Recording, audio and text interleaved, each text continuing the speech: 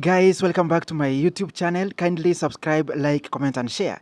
If you are new here, please ring that notifications bell so that you get notified anytime I upload a new video. Na leo ukiniona hapa hivi nimerudi kwa big man Stevo wa Comrades Flavour. Najua tumemaliza kama mwezi mmoja ama mbili hivi hatujaonana na Stevo. Ni shughuli hapa na pale, lakini sasa nimerudi hapa. Kuna story nataka kufuatilia na yeye. Najua watu wengi sana wanajua story yake ya Comrades Flavour. Ni jamaa ambaye anapiga kazi safi sana ya loyalty test.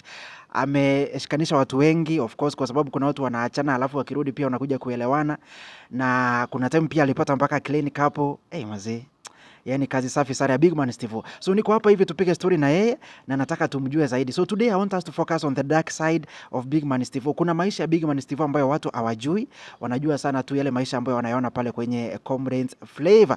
But before that lazima tuanze na story hapa za niaje bro.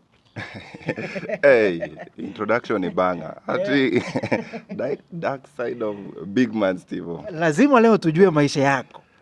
Hata ungesema bright side, lakini kama ni dark side niko poa. Yeah, and forever humble nikiwa hapa. Imekuwa siku mingi, sijui uliomoku katusahau, lakini mimi huyu tuko hapa. Na nimefurahia sana. Yeah. Hata mimi nimefurahi kukuona, sikuomoka. By the way, shughuli zimekuwa nyingi hii town, lakini nimekuwa pia nakupea time ndio upike content, alafu nirudi pia tupige story nyingine, and this is something that I have been following up. But before that, najua nimekushtua vile nimekuambia dark side. Hadi hati kapamp bana. Side gani? Hata watu watashangaa Steve anataka achangiwe ama nini? Ama Steve ameanza kuomba pesa hapa nje, ni changieni. But congratulations, naona bro umefikisha 100,000 subscribers. Yuko 120 something 121 point. Tunafanya this video at 121.4 hapo. So hopefully by the time una air tutakuwa 122.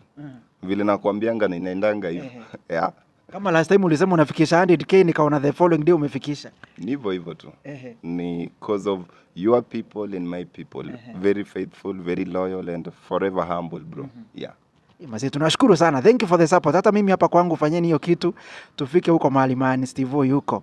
And Stevo, another thing, kuna kitu nimeona ukifanya sana. Unasaidia watu wengi sana. Umefungulia watu wengi sana channel. What makes you do that? Bado nitawafungulia. Okay, if someone needs to be helped, naonanga if you're in a position, kufungua channel haihitaji pesa, si ndio? If I'm in that position, let me help while I'm still alive. Maybe hata mimi mbele nitahitaji usaidizi. Wanasemanga a successful tree ama a successful person ana maintain is defined by the strong roots zenye umeset. Ukisaidia whether watu watakusaidia, you don't help because watakusaidia. Whether watakusaidia but mimi napendanga niki sit back then naona 100,000 people ama 10,000 people wako successful because of me. Wanasema if it were not for this guy. That is my satisfaction in life. Ukihitaji usaidizi sana kusaidia, if I'm capable, so long as I'm capable, why not? Si ndio maana Mungu anatubless. And some of us move by helping. Si kila kuna mtu unaona, mimi nilikuwa this character hata darasani. The best way of learning was through teaching. So learn kitu, if I'm a first learner, nikifunza mtu na ina stick more. And that is my way. Yeah. Wow, thank you. Big man Stevo ni mtu very unique by the way. Amesaidia watu wengi sana hapa nje and they can testify that. Amewasaidia sana hapa nje, especially in content creation. Na kwa ile story ambayo nilimention hapo mwanzo, ni story kuhusiana na dark side. Na hapo ndio nataka tuingie. There is something you mentioned, ulikuwa pale hivyo kwenye Bonga na Jalaz. Ukasema kwamba ulikuwa umefukuzwa the University of Nairobi. So hapo hivyo ndo nataka utuambie ulifukuzwa miaka mingapi na kwa sababu gani. But before that, nataka tujue big man Stevo ni nani, amelelewa aje, how was your life when you're growing up? Please tell us. Nishike mic. Shika hii sasa, tupatie story yako. Sasa big man Stevo is, I always say, ni simple. Mtu sijui kucomplicate life, imenishinda sana. Ndio maana maybe nikiwa tu hivi niko satisfied, unaona. I've grown much, so nimegrow Kenya. Let me just say Kenya for now. High school nimeenda hapo Kanga High, maybe uijui iko Nyanza, a very great school mazee, shout out to that school. School of big boys, inaitwa big boys hapo, hakuna kulia hapo. It was the hardest way, Githeri daily, and that is what strengthened us. Kugrow high school, nikakuja nilitoa the University of Nairobi. But apparently nilijoin UN before joining officially. Actually nilijoin UN January. Na nikaitwa September, but mimi nilijoin tu through my means. Nilikuja nikakaa hapo tukakaa tumesukuma hustle hapo. People of the University of Nairobi wanajua 2015 Chiromo Hostels, great hostel hapo, nimeuza chipo mazee. Umegrow haraka sana. Kwani hii shule mahali uligrow wewe, haukuenda primary school, high school, mahali ulikuwa nyumbani mko wangapi? Because we want to understand how did you grow up as big man Stevo mpaka ikafika mahali umefika Comrades Flavour unatesa. So nataka utuambie tena, how is your growing up? Kitu sipendagi kutaja ni background one. Two families sipendagi kutaja sana. Kama hujai notice na kuanga mtu secretive. So huko huwa napatiana summary. I always choose to air my personal life but not my full other people's life. Maybe mamangu ama babangu hayuko comfortable nikisema hiyo. But having said, this one now is a dark side of you. Nataka utuambie, kuna kitu tunataka kujua. So tunataka kujua the other side yenye watu hawajui ni gani? Part of my life nimegrow Nyanza. Hapo ni which county? Migori County. Then half of my life from standard 5 nimekuwa Nanyuki. Kama unajua Nanyuki well. Yeah, hapo Nanyuki nimegrow sasa up to my class 8 level. Hapo nilikuwa head boy, very disciplined student, then very holy. Very shout out to the sisters of Mary Immaculate Primary School and alumni. Kugrow Mary Immaculate up to my KCPE I did 2010. Kijana mdogo maybe. Maybe akili ndio kubwa kidogo. So 2010 nilitoa Lenana but sikuenda. Nika choose kwenda Kanga Boys. Kanga the great school. Naita that school forever great cause it also shaped me. Kumbuka primary I was the head boy. Kwenda huku saa change of environment and everything. This was now school of boys where people are hard and every other thing is tough. Pondo nikaenda 2011. Nikaendelea, a very bright student from 1 form 2. End of form 2 I don't know what happened by the way. Sijui nili lose interest in academics. Just like that. Nili lose interest for not because I was a silly student. Nili lose when I was still at the top. But nikaingia into entrepreneurship sana. Nilipenda biashara mimi toka high school. Nauza ma writing pad. Kufika form 2 kwenda kuishi hivyo, tukakuja na club inaitwa Junior Achievers. Hapa Junior Achievers was for talents and inaitwa talents and business. And I went there to office of the principal, nikamconvince ati tukue na kamera, tukue na mashine ya kunyoa. Stevo sikujua kunyoa lakini mimi nayo tulichukua hapo mashini kisi, nikaanza kunyoa watu. Vile nimekunyoa ndio na take 2020. Unaona hapo nimeanza the entrepreneurship me. Then the business part. Picha pia tunapiga. So photography nilianza high school. Kuendelea mdogo ndio KCSE. Yeah. Up to sasa kuingia sasa Nairobi Kanairo nikiingia hapo 2015. So talking about KCSE ulifanya mwaka gani? KCSE 2014. Yes. 2014. So after 2014 ulijoin campus direct ama kuna time ulispend nyumbani? After 2014 namalizi videk niliitwa Strathmore. Strathmore I was called because I had successfully done some interview na nikapita. We were among the top. Walisema the top students. Tulifanya tu maths and English, but I've been always good in maths, primary and high school throughout. Pure A's up to form 4. So kwenda Strathmore tuliambiwa tunapatiwa scholarship. Nikapata hapo ni partial scholarship. Wakasema tunalipa 80,000 per sem and it's a diploma course. So mimi nikaambia my dad hakuna haja. 80,000 nilijua naenda kujoin campus either way. But juu nilishaingia Nairobi, nikasema sirudi ushago. Nikaingia hapo, that is when I settled hapa Kahawa tu, tunakaa na mabro hivi. Unaanza kuhustle the hard way. Mimi ni last born but kwa field mimi ni first born. Talking about Kahawa, ni Kahawa gani kwa wale watu ambao wanajua Nairobi? Kahawa Wendani. Hapo nimekaa sana. Ulianza na single room, double room? Sijakaa solo, pirate tu nakaa na mabro wangu, lakini huku najua mnakaa kijeshi juu they are also students. Hakuna kitu tunatumiwa pesa manini. But hizo time mimi na dress too cool naenda KU. KU hawakuwa wanaangalia ID. Kazi yangu ni kuingia tu KU, kupiga gumzo, kupiga story na kuanga social sana. So I get along with people so I can survive. Naenda hivi mabeshto wangu hapo ndo tunakula kama group huko KM. So much of my time nikakaa KU, then ndio hustle lingine ikajipa. Nimetafuta hustles mingi hapa Kahawa ikakataa. Unajua unatafuta kwa mwalimu nini ikakataa tu. So ndo nikaenda UN. My bro was their student leader. Sasa UN ni biz. Tumeitwa tunaanza kuchonga wakuza waru kwa hostel. Hapo waru ikuwa mchezo. Mnachonga, mnasafisha, mnauza. So hii kahawa ulikaa mpaka lini? Like 3 months. 3 months? Yani January, February, March. Then April ndio huyo mimi niko University of Nairobi. Sasa hapo University of Nairobi ulikuwa unaenda campus ama ulikuwa unaenda kufanya nini? Ndani ya sijiitwa hiyo, umeenda kwa bro wako. UN ya kitambo, people were in UN new. UN ya kitambo, even if you are not a student, you could find your way so long as you are smart. Yeah, unaingia tu hapo and you just blend like a student. So nilikuwa nimeingia, unajua nakaa na senior students. Hapo Chiromi is for 3rd years and 4th years. Na blend, even think I'm a student. Na blend tu vile una catch up na elderly people nini watu wamekushinda, yani older people. Na blend tunauza waru mdogo. Yeah, hii time hata results hazijatoka. Ndio nadhani results zilitoka but hatujaitwa bado kampo officially. Sijui nitaenda kampo gani. I'm just anticipating. Yeah. Lakini saa hizo mtu akikuuliza unamwambia ni kwa UN. Na utasema si uko UN, uko free hadi ma soldiers wanajua uko UN. Kiswahili PR unapiga vizuri sana, inaingiana. Yeah. So how was the life there? Sasa umefika pale UN, unaniambia unachonga waru. Tell us about that. Ilikuwa fantastic mazee. Hiyo timu waru mazee, team C001, that was the room. Unachonga waru safi, tunauza. Tunachonga lunch time ni jam. Unaosha waru kwanza gunia moja. We were selling gunia ama gunia 2. I think moja per day. Students wanakula. Walikuwa nakuja traffic nauza. But that is when unaona most of these things mi ufanya. I socialize with people. If you want to learn about my social life ni businesses na interaction. Through businesses you get to understand people, to know people, interact. So I learn a lot of things at the same time, unaona.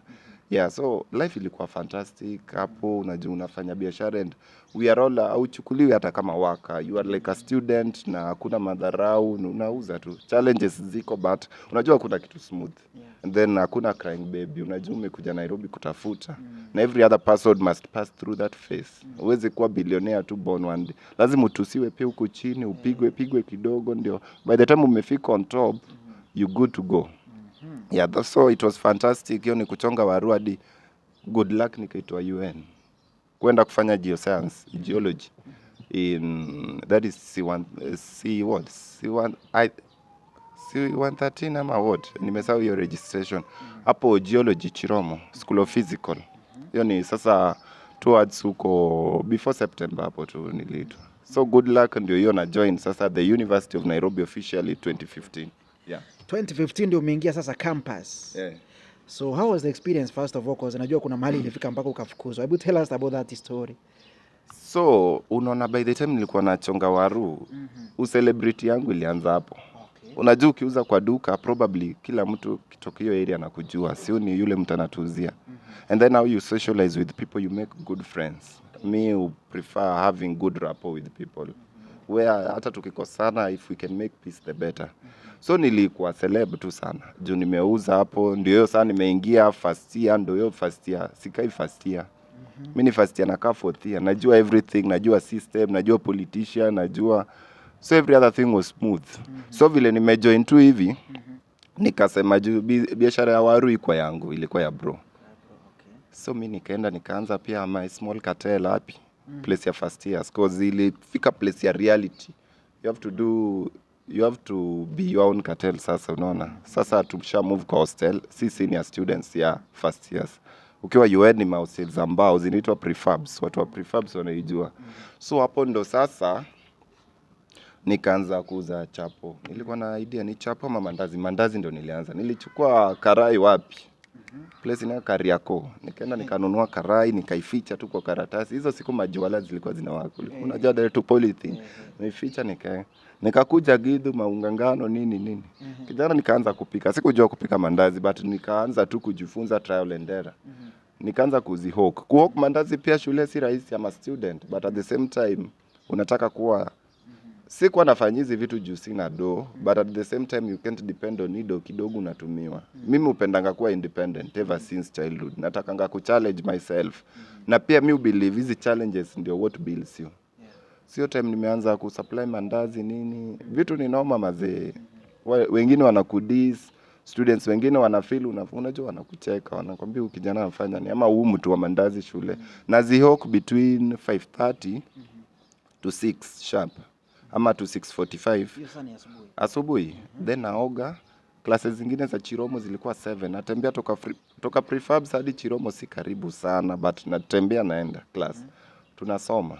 Kutoka hapo ndio nimeanza tena kuuza nguo. Sasa hiyo ndio celebrity yangu ya campus inaingia. Very celeb yenye anything nikeko people know me. I don't need posters, I don't need anything. Up to that level tuko pamoja. Tuko pamoja mpaka hapo. Na ile kosa ambayo ulikuwa unafanya ni gani? Kosi yangu ni geology, hiyo ndo niliitwa Chiromo. Geoscience, study of rocks. So nasoma ma rocks hivi kidogo kidogo. Nasoma na hustle, na make friends na life inaendelea.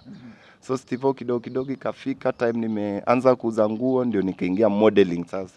Juu ya manguo sasa, sijui unavaa tu manguo za Gikomba nini, watu wanakuambia you are tall, you can be sijui mister nini.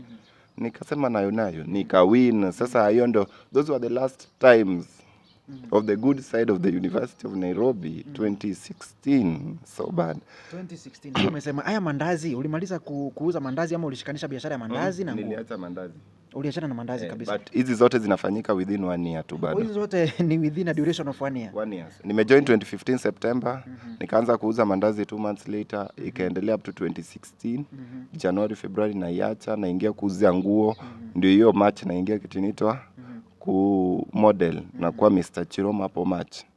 Na kuwa hivi Mr. Chiromo naambiwa vai politics Sono, the great Sono.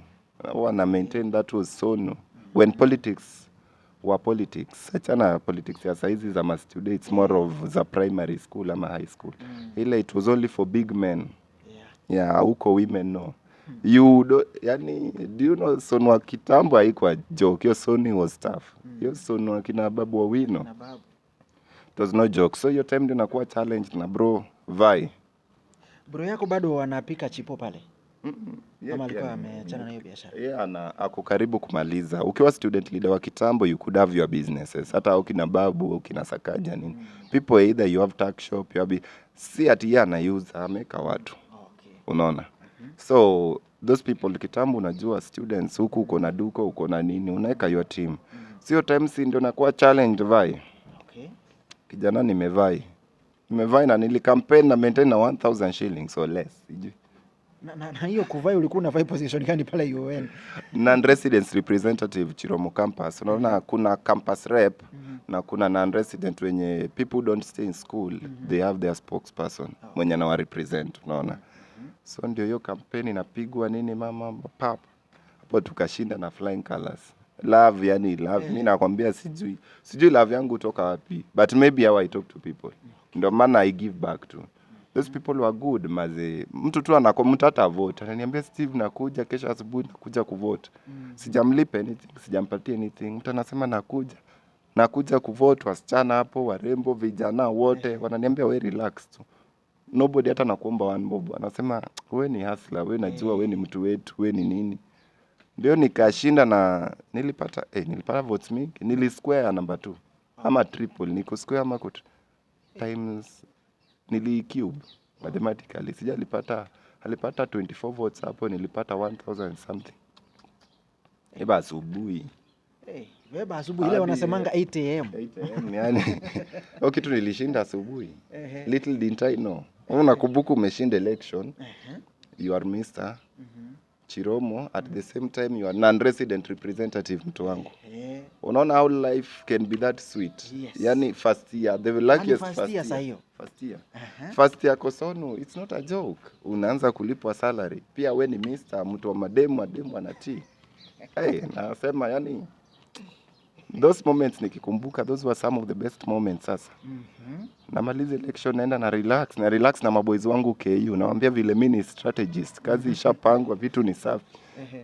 Kumbe hapo ndio chaos zilitokea UN. Okay. Vitu za chaos sasa hizo ni between Babu and competitor wake then Mike Jacobs. Then shule inafungwa cause Sono office imechomwa, places zingine hostels zimechomwa. Watu wanaenda home. Tunaambiwa ile ya kukuwa terminated university, watu wanaenda for a short break kwanza ndio wa handle these issues, unaona. Hiyo ndio nimeenda ushago ku relax. Ile time unakaa na budaka anasema kijana wangu unafanya kazi safi, amebambika anasema Azee, I'm proud. At first year, yani such achievement si rahisi, unaona. Like things are working your way. Unaona ile time unaona success after success. Success inakuja tu zinafuatana. Sikujua mazee. That very day unajua nikiwatch news nasemanga I was watching news nimekaa chini. Naona watu wa suspended expelled ni 64. Iko kwa news KTN, Citizen kila pahali, then naambia bodanga ati hizi ni side shows tu. Siko kwa hiyo list bado. Ati these are just side shows, unaona. Hizi ni vice chancellor ameka tu ndio divert attention, history election kurigiwa nini zisikue. Relax to have story. Siko kwa list. Mimi nategea tu vurugu ziishi ile time wataita watu shule. Go back I continue. Kwenda bedroom napata miss calls. Over 100. Over 100 miss calls. Ushaangalia simu na tense. Over 100 miss calls within a span of 2 hours. Sijui 1 hour nilikuwa yes. Ushaingia nini? Kuangalia hivi. Tena bro baada amecall tu hiyo time. Na receiver ananiambia umeona hiyo list? Hey. Nakwambia tumbo kwanza inawasha list gani? Ati uko kwa list, yani uko kwa list. Nikaangalia simu, ni WhatsApp yake niliangalia hizo mingi sikuangalia. Napata niko kwa list. Kumbe kuna list nyingine ya pili ilikuwa ya news. Kuna nyingine ilikuwa updated before after watu wa news kutoka. Niko kwa list ya watu suspended. Sasa acha nikwambie, then if you are suspended in the University of Nairobi, sijui ni nani like ili ufike stretch the school has suspended you. Unakuwa suspended, you just need to go home. Nakwambia niliisha cause unajua sikuwahi kuwa suspended primary, high school. Kwanza kule umetuambia kuna mahali ulikuwa hata captain. Hizi list za kuwa indiscipline sijai kuwa hizo vitu sana. Mimi napendanga ku avoid chaos as much as possible. So unajua naangalia hiyo kitu suspended. Unajua suspension hukuja vile watu sema 1000 academic days nini. Sasa hizo niko kwa list nasema what do I do? Unaona watu wamekuchat ni mingi, watu wana sympathize na wewe. And then the funny thing when people are suspended. Unaona saa hizi tuseme kulikuwa na terrorist attack around Kasarani. Then ulishikwa, watasema you are one of them. Labda umeshikwa tu kuulizwa swali, but being that you are a suspect, you are also trending as one of the terrorist members. So unajua hapo generally ilishakuwa tu ati mimi sisi ndio tumechoma shule. Sasa hizo walisema how many tons of bang was found in one of the hall. Sisi ndio hao. Wakasema people banned hizo places zote. Sisi ndio hao. Police uniforms walipatikana. Sisi ndio hao. Unaona vile una trend hadi ushago. Mpaka ushago watu wanajua kulipatikana na bangi. Ile ilikuwa noma. Yani it was one hell, ilikuwa ile tough yenye nilikuwa nasema you don't know, unaangalia ile kitu na ujui what next. Hiyo siku hakuna kulala. Na sijaambia wazazi. Wako kwa sitting room, mimi niko bedroom nasema niende niwaambie. Should I be a man enough kuambia? But finally nikagather to courage nikawaambia niko kwa hiyo list. Hata wao walishtuka. Actually that was one day very painful like the budanga aliona akasema nao nini kijana at this age ndio nimeingia campus ndio suspension.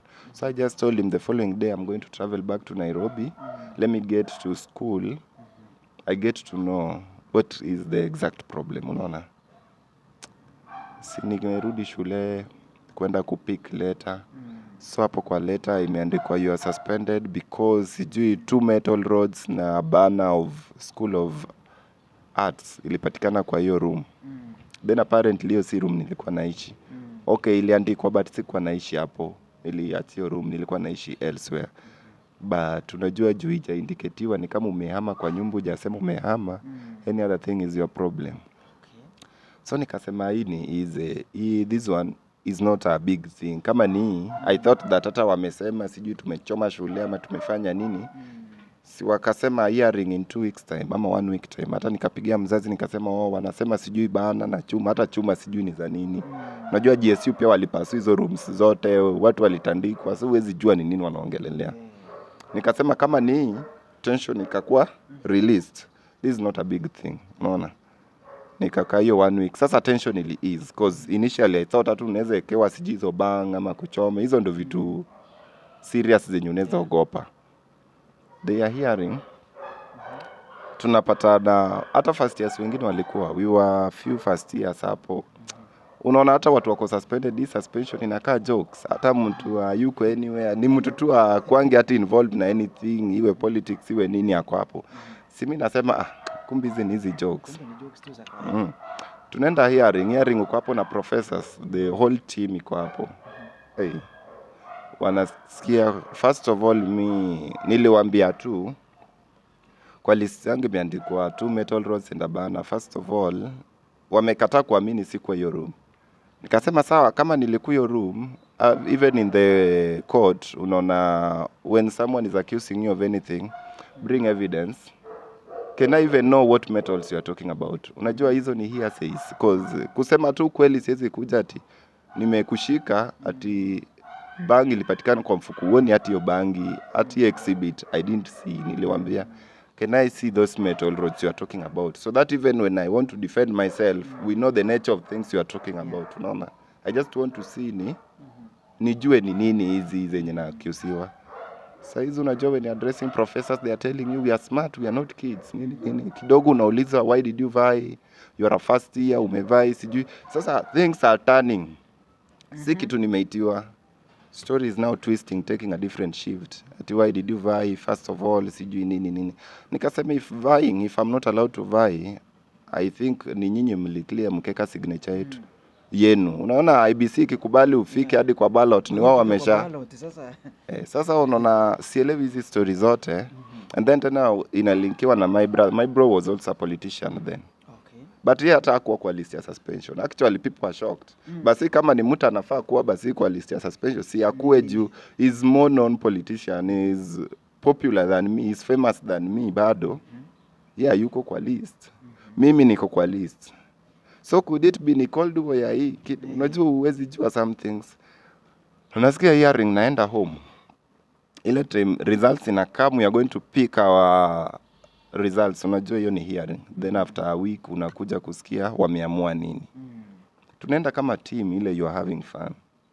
Hapo ndio unapata mimi peke yangu, we were actually two. We went home. The rest, these 22 people were all left. Wewe ndio umeenda home. ID wamechukua, sasa you like. Then angalia that guy I'm asking, sasa surely hata kani nini. Hakuna basis ya kwenda home. Nimepigwa hapo 2 years kwanza. No more hearing, no appeal, no anything. Nikasema kama hiyo ilikuwa one shock yenye hata kuiaccept, even reporting that to your parent, because you are the first university watu wako wanakuwa suspended hivyo in UN, haikuwa rahisi. So 2 years nasema ujui uanze kureason aje, unajua hiyo reality. No, like you can't go back there, miaka 2 lazima ishi.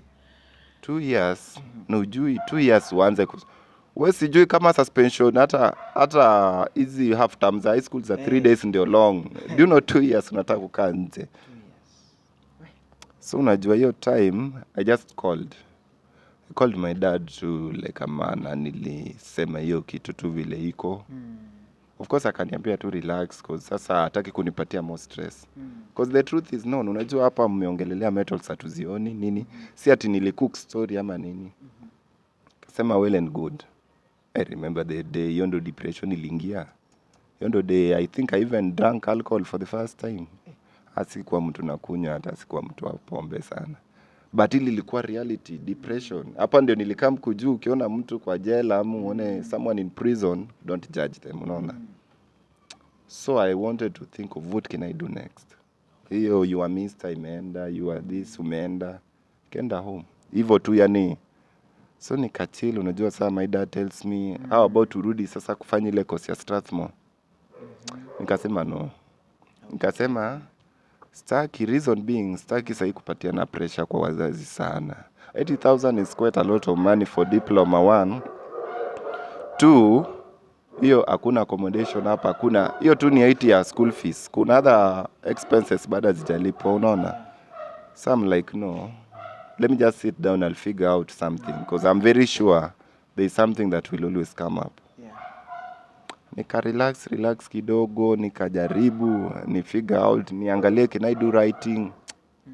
writing ijai kwa my thing, sijui kwa nini. Hapo ndio tena by good luck tena my bro hapo alikuwa na tuck shop. Unajua that was his last time, alikuwa na tuck shop ya kuuza.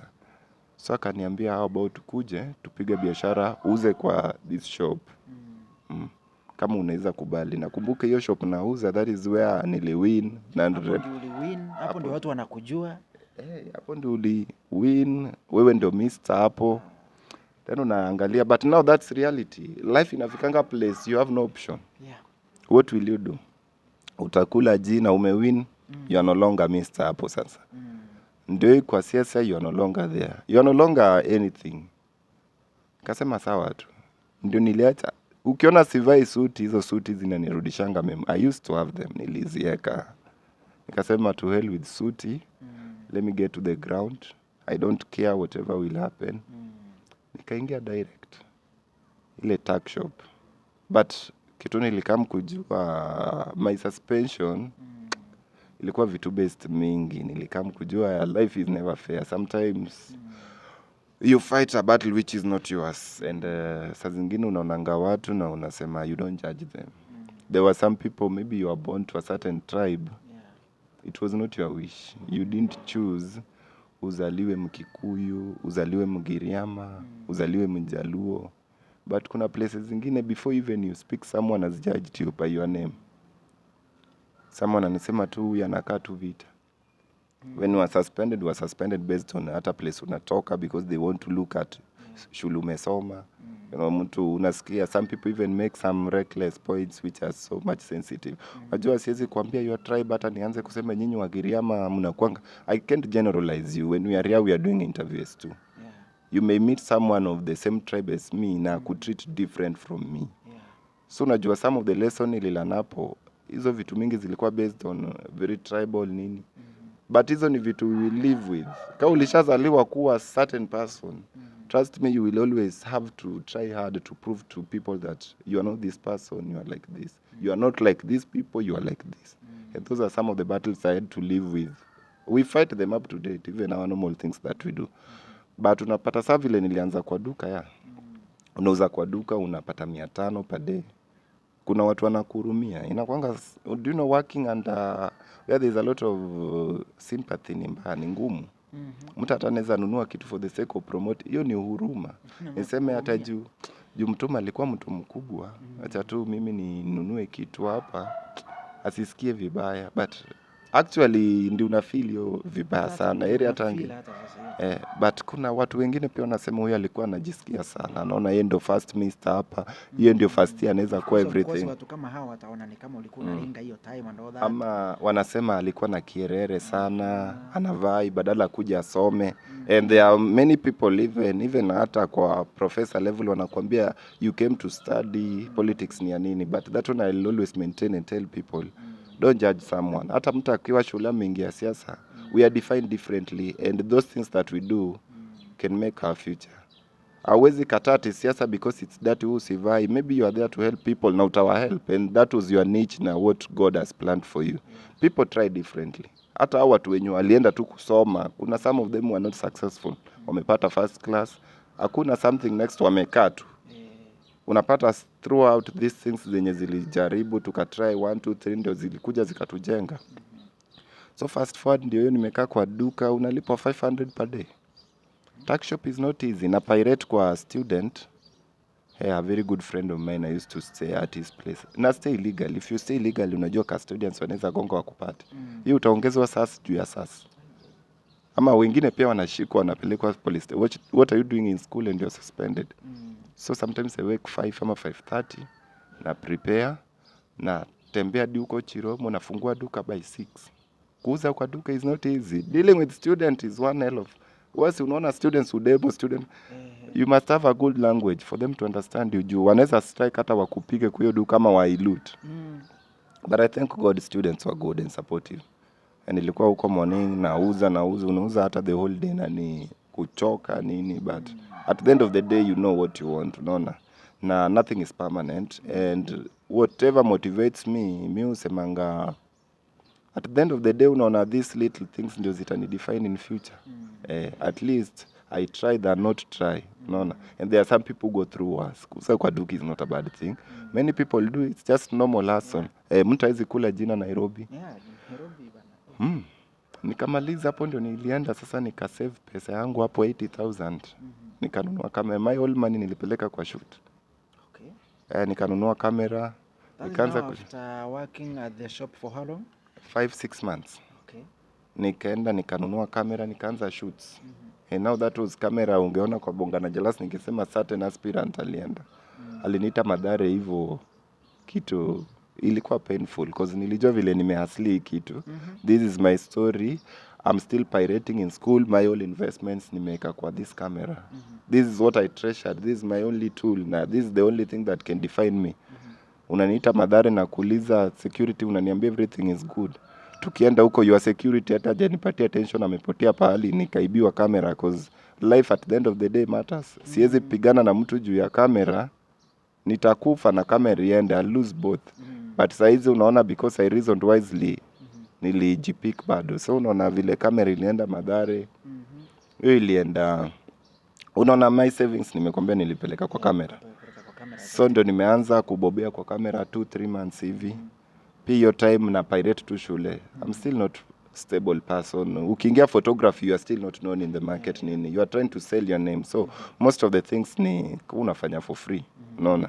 Unafanya for free, watu wanakuboost maybe 500 per day. Ukijaribu 1000 na pia I have my team, I have my boys hapo. Unajua I kept on telling them challenge yourself apart from being a student. Jaribini ku hustle. Sizo time tunajaribu Instagram tumejenga nini shoots. Kamera ikaenda. Hii kamera ilikuwa inalish even these other 2 people. The guy didn't pay even Bob. Yani, hiyo ndio ilikuwa the most painful thing. Talking about ujamaa alikuwa aspirant, alikuwa anatafuta kura pale Madhare. Ama what was it? Ni Starehe. Umesema ni Starehe. Starehe but Madhare kulikuwa na some mega rally ya NASA then. NASA ilikuwa hiyo time ya NASA. Rally kubwa sana hapo. Sasa mimi nilikuwa naenda kwa address watu napiga picha. So vile nilienda kulipa nilijaribu kumbeg hadi kafika time sina sapa sina anything bro. Namwambia basi nitumie hata 1000 nikule. Cause sasa life imenishinda man. Hii time kamera inaenda bado unauza shop ama uliachana na ile kazi? Niliachana hiyo kazi. Hizo ni tender. So uka concentrate na mambo ya na kamera. Unajua huko shop unaachiwa maybe for 1 year. So vile bro yangu si face yake inaisha na wanasemanga hutakaa kwa shop forever. Na mimi nimeandikwa si shop yangu.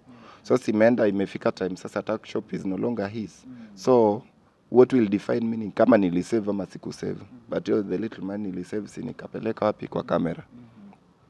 Ndio imeenda yote. Maisha ni ngumu bana. Life was tough yo.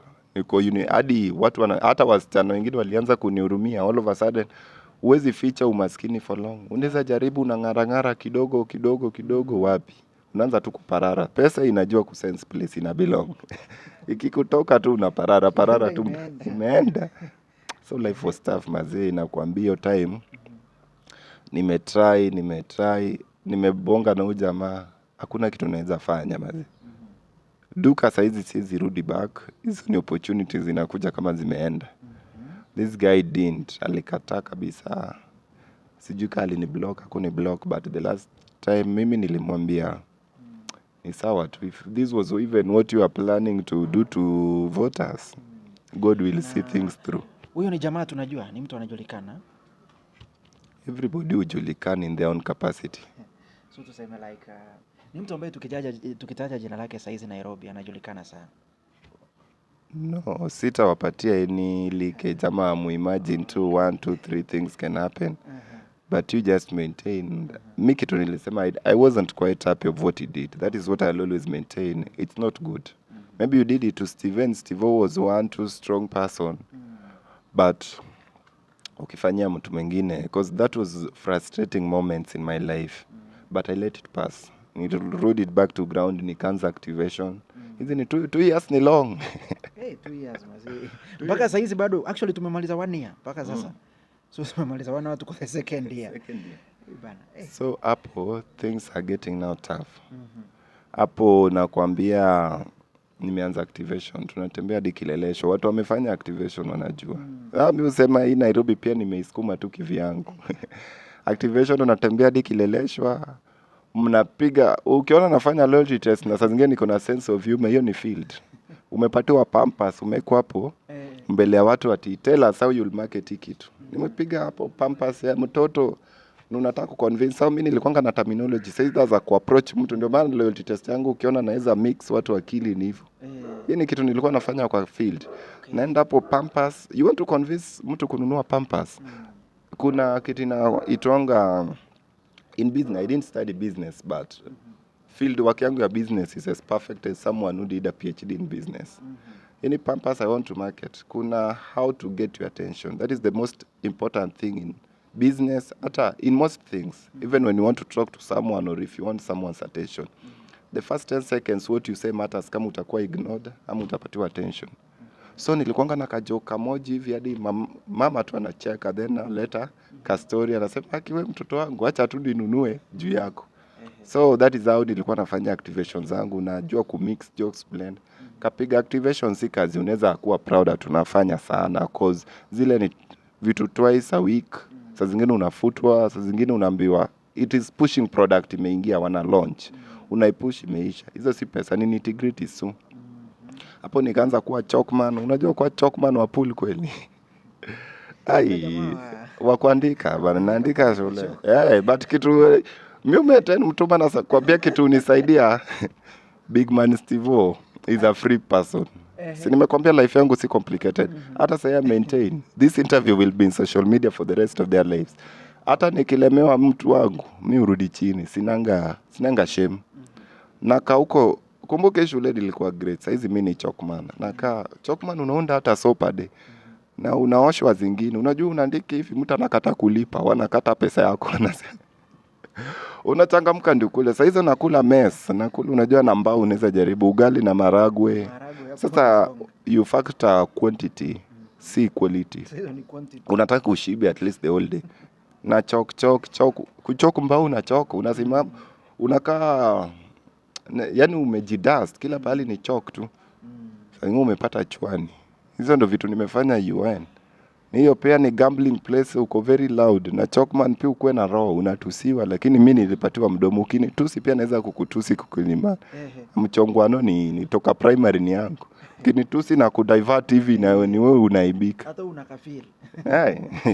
Juu saa zingine you have to have a defensive skill. Ukiona umelemewa sana. Siwezi ishi life yangu na sympathy. Sitaki sympathy. I'm a human. Humans do this thing. Nikarudi kwa ground na chok. Hizi bado ni the second year. Na chok na kazana na chok until one friend came on board by the way. And kitu funny, I even lost that friend. Na huwa siongelelei sana from the University of Nairobi. He was known. Actually the time he died pia watu walidemonstrate. Alikuwa anaitwa Charles Condeng. Alikuwa anajulikana kama Ras that time. UN knew him as Ras. Kila mtu wa UN knew him. Alikuwa anaitwa Ras. He was a student leader. Huyu jamaa pia aliona niliteseka sana by the way. And he told me, Stevo, kuna kamera inakuja toka abroad. I want you, niwe najua unaweza piga picha vizuri. Nataka uchukui kamera na to agree utakuwa unanilipa ngapi per day. And chukua kamera kama yako. Usikuwe na pressure. Wewe kitu tu every Sunday eka pesa. Piga kazi, don't let anyone know that it's my camera. You operate with it fully, have the full management. Tukagree specific amount. Kanipatia kamera nikaanza kazi. Hiyo ni Canon 6D. Canon 6D by then was a heavy camera. People know camera. This is a 200,000 camera. 200,000 two lenses. Kila kitu speed light. Ilikuja merchandise worth 250k. Nikapatiwa piga kazi.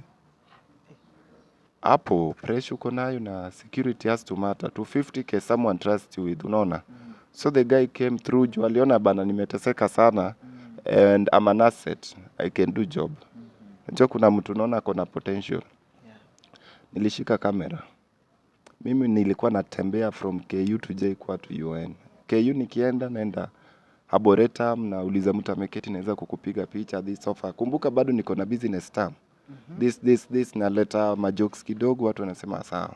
Nini ndio per day ufikishi ile limit, because I used to send 1,000 shillings per day. 1,000 shillings per day is not a joke. 1,000 shillings per day, meaning hakuna kulala. Naenda huko KU Arboretum yao, natembea hostels zote za KU. Nimetembea huko hostels za KU. KU najulikana, that was my second home and I love KU people sana. Hii imekuwa my second home. Nimeenda ikiwa Lukenya, Menengai, sijui Rwenzori, sijui Longonot. Najua hizo hostels zote. Naenda nagonga room, nasema hii hapo tumelaunch hii. Nilikuwa najua kui-hype. Professional photographer from Oshwal. Watu wa Oshwal wangejua na wachache. Naambia I've even studied this thing at a degree level in South Africa PR. Do what you have to do. But nilikuwa na deliver because the camera was legit. So mademu wanachukua namba yangu. That is how people used to know me. Then nikasema, what name should I come out with this time? Ile yangu ya kwanza ilikuwa 25 photography. Nikakuja names zangu ni strategic. Nikikujanga na name ya brand hiyo na kuanga na ni nini watu watakubali. Nikasema let me come with a controversial stuff. Inaitwa Stevo's Bay. Nilikuja na Stevo's Bay. People knew Stevo's Bay. No, that's a controversial name. Stevo's Bay. That Bay means before anyone else, but now Bay pia sikuweka atikue before anyone else. Acha ikuwe controversial. So madem tu napiga Stevo's Bay Instagram na Tessa. Mabuyu anasema bana hatutaki hiyo logo kwa madem wetu. Stevo's Bay. So I wanted to start up conversation. That was a selling strategy. Stevo's Bay imepiga kazi.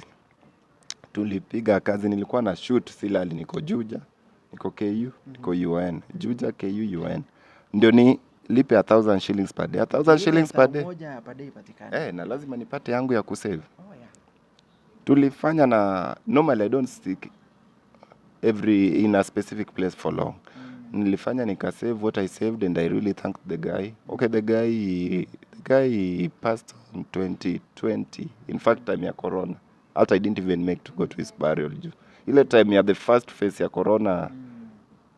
And they kama leo. Then kesho nchi inafungwa. May his soul rest in peace. So you're talking about March 2020. 2020. Then funny now, hiyo ni the time the guy passed on, but camera ilikuwa 2017. Okay. Hatujamaliza these 2 years. Bado 2 years za suspension hazijaisha. 2 years bado, 2 years bado nini. Ilikuwa noma. So nikaenda nikachukua yangu, sasa nilisave what I had to save 1 2 3. Then I go bought my own camera at sijui 22nd hand too.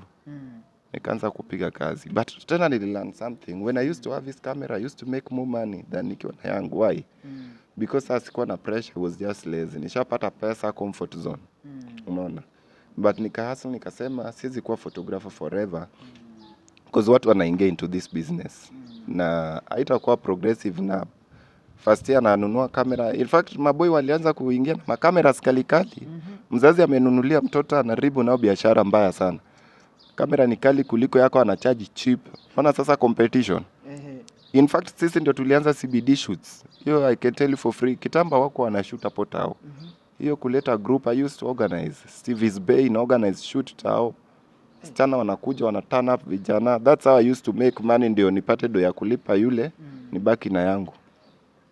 Kidogo hii story haifikie wazazi. Hashtag iliran to our time. But my shoots were not explicit. Mi vitu zangu up to date na kipingi machua. Kuna vitu when people want to shoot pia nawaambia not me. Na shoot like sitakangi kujiassociate na too much controversies. I try sana ku avoid hizo controversies because unajua controversies build you for a short while, then unakufa tu hivyo mara moja. So kukaendelea kidogo, nikasema acha nianze agency. Why? Because many people wananiambia, Stevo, unajua agency naweza join? Najua wasichana wengi juu ya shoot. Kumbuka nimejimarket wasichana wa kampo kama wote na wajua. Nikasema kutrain tu si kitu ngumu. Hizi ni vitu nimefanya. I can work both as a lady and as a guy. Hizo najua. Nikasema how do I start it? Hii sasa si Stevo's Bay modeling agency. Nikasema let me call it House of Steve. So umechange Steve. Okay, sasa umesema utaita hii agency Stevo's Bay. Sasa ni House of Steve. House of Steve. Sasa hapo kwa House of Steve, hype kama kawaida nimeichachishia nini, logo imesell, warembo wameishia hapo broadcast, watu agency kama. Nikaanza na 1 2 3 people, training 1 2 models, challenging. Wanakuja, tunaanza na wa shoot. Kumbuka mimi pia ni photographer na wapiga picha, tunajaribu kumarket. So na depend on House of Steve na hii photography, ndio nika move from pirating, nikaanza kuishi nje sasa. Hiyo nilianza na maternity. Hapa tu Kasarani. Nyumba 1500 na mattress chini. Mattress moja bila gas, bila anything. Kaanza spoons zingine hata nilichukua tu nikikula huko kwa chuo, mnaenda na spoon. Nakula hivi kwa chuo. Natoka na spoon naenda na. Nilianza kuishi as typical hustler tu. Nikakaa hivyo bana, that was life. We faced it how it came. I'm still in my suspension time.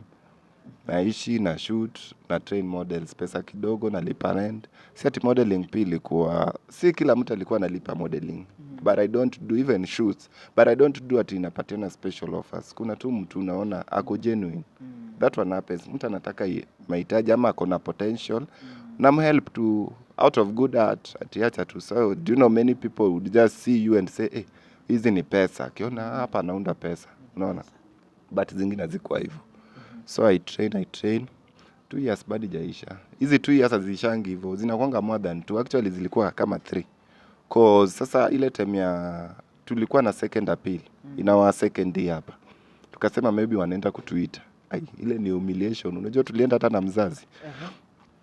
Hiyo second appeal hawakuisikiza, wakaihold. 2 years ikasonga. Sasa zile unadhani utaitwa, you have to wait. Usemi 2 years imeisha ati mniite. You have to wait. Tena hiyo time unaanza kuprocess tena, tukaambiwa after 2.5 years hapo. Sasa tukaitwa process sasa certificate of good conduct, lipa this fine. Unalipia hata fine ujui. But we paid. Ndio sasa nikarudi University of Nairobi. Actually nika 2019 ndio nilianza, but 2018 nikienda kuisha. That was in Chiromo, but nikafanya interfaculty. Juu sikutaka kukaa na these same people. Unajua ukishakuwa na bad blood na watu, it's not just nikasema let me change.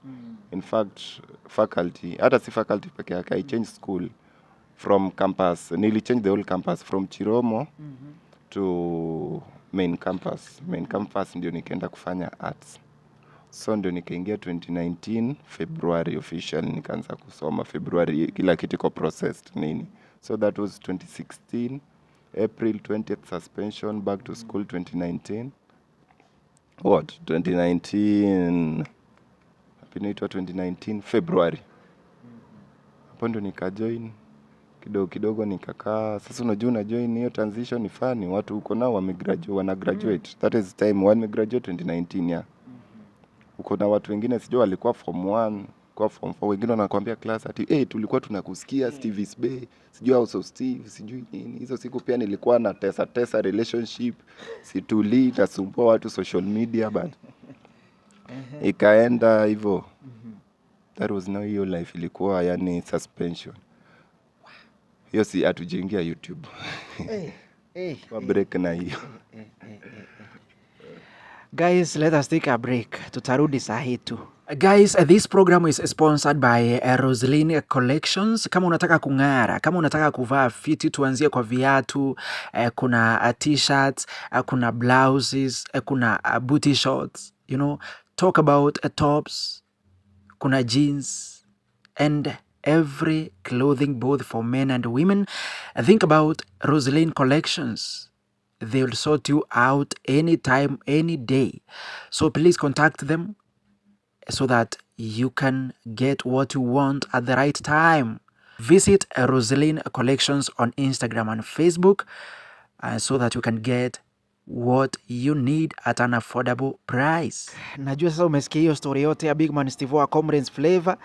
Ni story ambayo imenigusa sana. It is very emotional by the way. Jamaa amekaa nje karibu miaka 3. Akapiga haso, amejaribu vitu nyingi sana.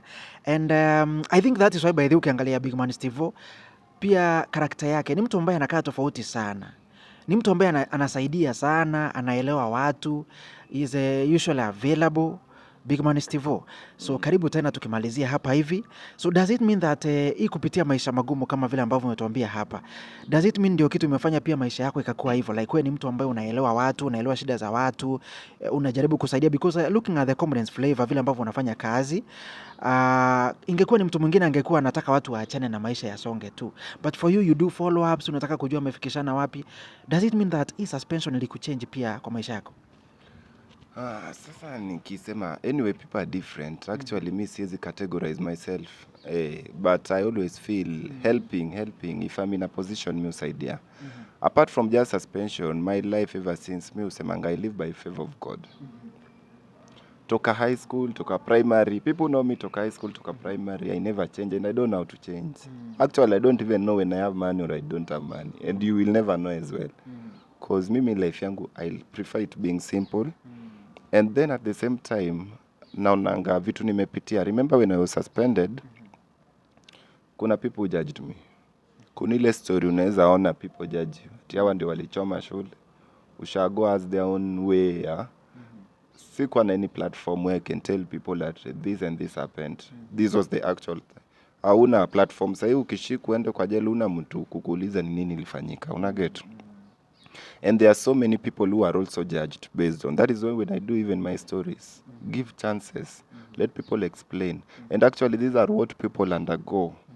I'm not trying to make people think that cheating is normal, but I want people to look at the society and actually embrace that these problems exist and what are the professional way of approaching and addressing them. So mimi mtu, maybe people may say that napatikana sana, but why, mbona nikatai ukinitafuta, if you want us to inspire people. Actually, that is why we were born. Mtu akikusaidia, saidia wengine.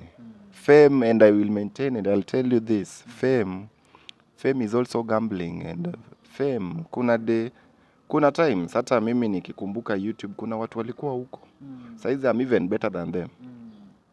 Mimi personally, I'll tell you for free, kuna even YouTubers nimejaribu ati hey collab.